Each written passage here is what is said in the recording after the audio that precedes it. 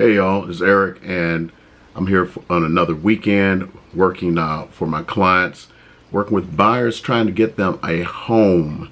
So what's going on right now, this is kind of like a little bit of day in the life stuff, and every time I hear questions that people ask, it's like, why not make a video and help everybody else? So I want to talk about a few quick things here about purchasing homes and working in today's environment.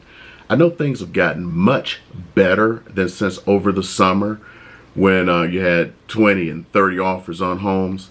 Now for the great houses, it's only 2 or 3. It's actually reducing really to that because, a month ago it was 4 and 5 and 5 and 6, and we were like celebrating like crazy. But hey, 1 and 2 offers on great move-in ready, pride of ownership homes is a great thing, because now we're returning kind of to a little bit of a balanced market. It's not completely there yet. We still are really having some issues, let's just be honest with you. So I just wanted to go over a few little quick things that I've noticed, and I wanted to try to help you in your home buying process. So one of the issues I've come across is people getting frustrated with having to wait for days for answers to come back, and they could have lost out on houses, and going like, no, I want quick answers. Well, here's the goodness truth that you have to think about. They have a valuable commodity that people want, and they sometimes don't want to do that bird in the hand versus 2 in the bush, and they want to see if they're going to get more offers. So the timing of your offers, if you want a quick response, is paramount. So if you're trying to make an offer during a weekend like it is now, don't expect a quick answer. Here's why. Think about this. Most people go house hunting on the weekends. I know some people have 24/7 jobs, so they got their weekends during the weekday. But in general, many people do their house hunting during the weekends, which means you have more traffic. So with that traffic, here's what sellers are thinking. Well, what about the Saturday traffic? What about the Sunday traffic? Why accept an offer right now when I can get more offers in and possibly get more money? So it kind of traps you in, and I know you may want to sit there and go like, hey, I want to answer today. I want to answer right now. Even if I pre-negotiate an answer for you and say like, oh, they'll settle for $400,000. It's a handshake deal. Nothing in real estate matters until it is on paper and signed by everyone. I've actually had a situation where I had a signed contract and I was waiting to receive it. And then when I call the agent up, it's like, well, got some bad news. Somebody came in with a better offer. Even though my client accepted your offer, even though they signed the paperwork, I'm not sending it over to you. It wasn't sent to me, so it's not complete. Oh no! And that will happen, especially when a better offer comes in. The next thing you have to think about is checking that home status. I know sometimes we want to, like you say in the Air Force, spring butt and get on out there and get stuff done. It can harm you. Like right now, as I'm going through this is still the morning. I have a list of houses my buyer wants to see. Already half of them have been eliminated by contacting the other agents. I'm still waiting on a few more responses, but from what I've seen, many of them have already sold. Now, I've talked about this before. This is something you have to keep in mind. I could have accepted an offer on a house. Let's say I'm a listing agent. I may not change that until Monday when I get in the office. That means for an entire weekend, especially on a vacant house, where they didn't have to call me or anything or use a showing app. And even if I use a showing app, maybe I didn't change it. People are seeing that house, loving that house, and they can never make an offer. Do you want to waste your time on your weekend like that, where you could be doing more productive things, or looking for houses that you can actually purchase? So spending that extra time actually finding out if the house is available saves you hours. So make sure you give your real estate agent enough time to do that, because just going like, oh, I just saw a house, let's go see it. Sometimes houses are sold before they're put on the market, and they're put on the market for strategic reasons. One being we have coming soon listings now.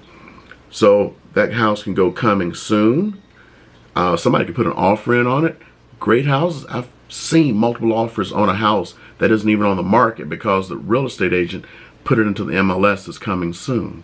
Then it comes on the market, but into the day it's off the market, or they haven't changed the status to actually under contract. And you're just running out to see the house. Just because it's been on the market for 0 days, it just came on the market, doesn't mean it's available. These are the hateful truths of what's going on. Another thing to consider in the response time is the agent. The agent may not work on the weekends. You're house hunting on weekends. A lot of these big agents, especially these big teams, they don't work on weekends. They've been able to set that standard for themselves, and they don't work on weekends. They don't work on holidays. I remember a few years back, it was an Easter weekend, and I had a buyer who wanted to put in an offer on a house, and I'm sitting there contacting the agent. I tried everything all day long, all week long, and the agent finally got back to me on Monday. It's like, it was Easter weekend. I was spending my time with my family.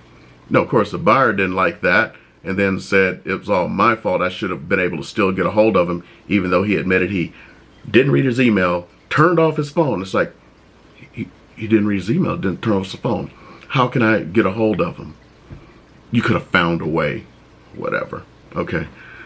So these high value agents and the big teams, a lot of times they are not working on the weekends. So take that into account. Now, let's talk about something that's going to benefit you as the buyer. What about getting a better price on a house?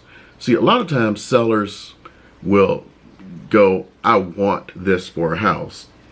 They need to pay me this for the house, without realizing what the market is, because we all kind of think in our own heads what we want, and we put these situations in our head, well, like, hey, they'll just pay me. Yet at the same time, these sellers go out, and when they're looking for a home, it's like, didn't they look at what the market is? Well, sometimes they're thinking with rose-tinted glasses, and after a while, they come to realism, and when they do, they lower the price to where it needs to be. And guess what? When it gets lowered to the price where it needs to be, sometimes there is a lot of activity, especially for the nicer homes. Now, I've seen this where, let's say a seller didn't lower the price for 30 days, and it sat there for 30 days in a rapidly moving market like we have today, and then the price gets lowered. So the reason you as a buyer want to go see that house is like, oh, it's now in the price range where I want to go see it. So they run out and go see the house, and the next thing you know, it's like, well, this house has been on the market for 30 days. They didn't take it into account. Yes, it's been on the market for 30 days, but it was priced at $450 when it was worth $425. Now it's $425. You're not the only person that it now fit into their criteria. A lot of times when you lower the price to the right price, as long as you haven't been, like really crazy and waited, 3 and 4 months, you're going to have massive activity on that home.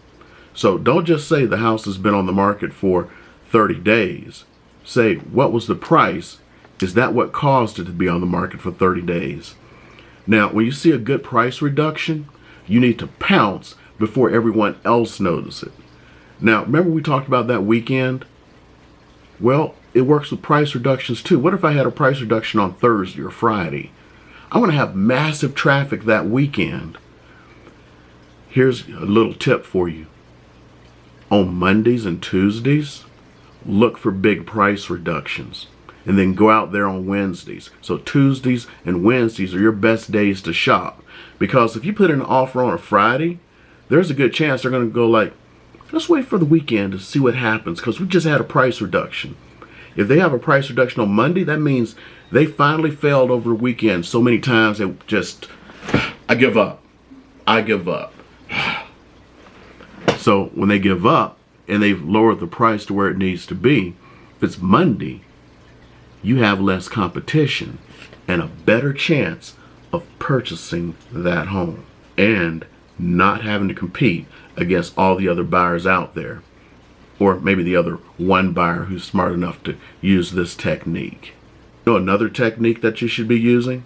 If you're not subscribed to this channel, please make sure you hit that subscribe button, hit that like button for the YouTube algorithm, because the algorithm loves the like button for some odd reason. If you want to, go ahead and leave a comment, and most importantly, I have more videos for you to watch. So stay on this channel and watch more videos, please.